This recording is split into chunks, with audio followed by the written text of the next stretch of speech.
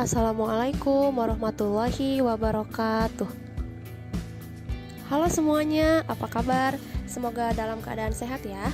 Bertemu lagi dengan saya Purwati Dinur Azizah, Guru BK SMK Ma'arif Terpadu Cicalengka. Pada kesempatan kali ini kita akan membahas mengenai komunikasi efektif. Sejatinya manusia adalah makhluk sosial yang membutuhkan interaksi dengan sesamanya. Kita setiap hari pastinya berkomunikasi dengan teman, keluarga, atau bahkan orang asing yang baru saja kita kenal.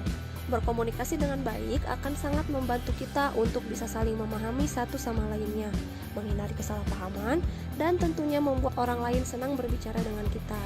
Oleh karena itu, memiliki kemampuan komunikasi yang baik adalah hal yang sangat penting. Sebelum membahas cara berkomunikasi yang baik dan efektif, kita cari tahu dulu yuk, apa sih komunikasi itu? Secara sederhana, komunikasi adalah proses pertukaran pikiran atau penyampaian pesan dari penyebar pesan atau komunikator kepada penerima pesan atau komunikan dengan tujuan tertentu. Pesan yang disampaikan pengirim kepada penerima pesan dapat bersifat verbal maupun nonverbal. Nah, komunikasi verbal adalah komunikasi dalam bentuk lisan ataupun tulisan. Sedangkan komunikasi nonverbal adalah komunikasi yang umumnya menggunakan bahasa tubuh seperti gerakan tangan, raut wajah, gelengan kepala, tanda, tindakan, dan sebagainya. Bagaimana? Paham kan? Lalu bagaimana ya cara berkomunikasi yang baik? Mari simak pembahasan berikut ini. Yang pertama, diam dan dengarkan. Saat sedang berbicara dengan orang lain, kita bukan hanya perlu membuka mulut, tetapi juga membuka telinga. Saat lawan bicara sedang mengutarakan pemikirannya, jangan memotongnya, tetapi diam dan dengarkan kalimat yang diucapkan. Hal ini membuat kita bisa berkonsentrasi mendengarkan pesan yang disampaikan dan membuat lawan bicara merasa dihargai. Yang kedua, fokus saat sedang mendengarkan. Cara berkomunikasi yang baik merupakan gabungan dari mendengarkan dan menanggapi. Tetapi seringkali kita mungkin kurang melatih kemampuan mendengarkan. Cobalah untuk tidak melamun dan tidak memikirkan hal lain ketika lawan bicara menyampaikan pesan. Yang ketiga, cari tahu apa yang sebenarnya ingin disampaikan. Terkadang orang lain belum tentu bisa memberitahukan isi pikiran dan perasaan dengan lancar. Salah satu cara berkomunikasi yang baik adalah dengan mencari tahu apa yang sebenarnya ingin disampaikan oleh lawan bicara. Kita dapat meminta lawan bicara untuk mengulang kembali perkataannya lebih jelas ataupun menanyakan bagian ucapannya yang tidak dimengerti. Selanjutnya, perhatikan gestur tubuh lawan bicara. Berkomunikasi dengan orang lain juga perlu memperhatikan gestur tubuh dari lawan bicara. Hal ini penting karena sebagian besar komunikasi kita menggunakan bentuk nonverbal.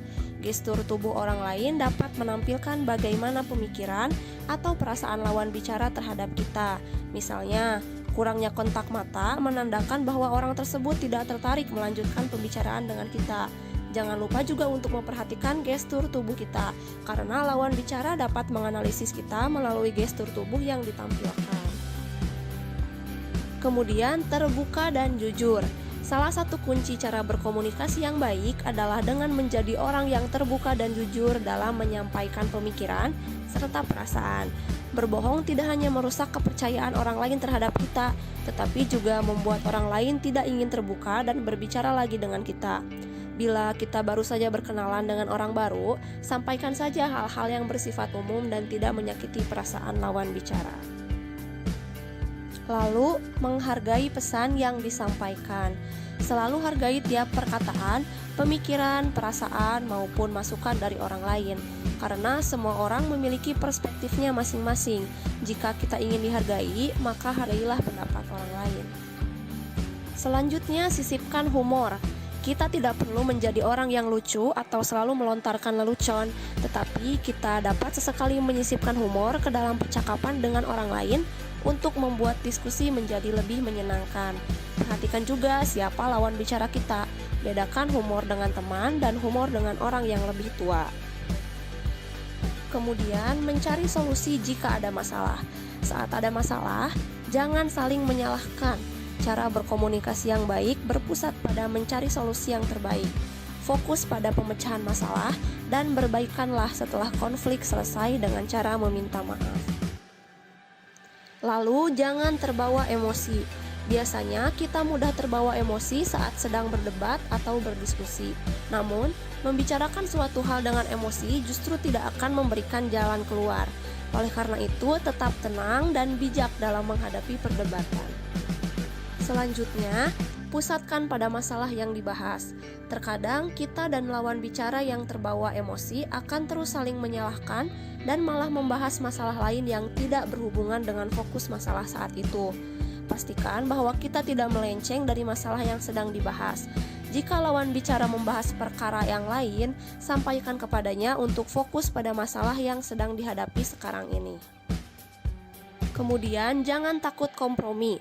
Saat sedang dalam perdebatan atau diskusi, kita akan cenderung mempertahankan pendapat yang dimiliki karena merasa bahwa pemikiran tersebutlah yang benar. Namun, kita juga harus paham bahwa tidak semua orang memiliki perspektif yang sama. Berkomunikasi yang baik harusnya mampu mempertahankan suatu hubungan. Karenanya, jangan takut untuk berkompromi atau mencari jalan tengah yang dapat memberikan toleransi pada pendapat masing-masing orang. Yang terakhir, ingat bahwa kita tidak dapat mengendalikan orang lain. Jangan memaksa orang lain ketika jalan kompromi tidak tercapai. Orang lain tidak bisa mengendalikan kita, begitupun juga kita yang tidak dapat mengatur orang lain. Ketika solusi tidak didapatkan dan lawan bicara tetap mempertahankan argumennya, maka tidak ada salahnya untuk membahas masalah tersebut di lain waktu atau memutuskan untuk melakukannya dengan cara masing-masing. Bagaimana? Apakah sudah paham? Berkomunikasi yang baik memang tidak semudah itu untuk diterapkan. Tapi jika kita terus belajar, secara perlahan kita akan mulai bisa terbiasa melakukannya. Sekian yang dapat disampaikan, semoga ada manfaatnya untuk kita semua. Assalamualaikum warahmatullahi wabarakatuh.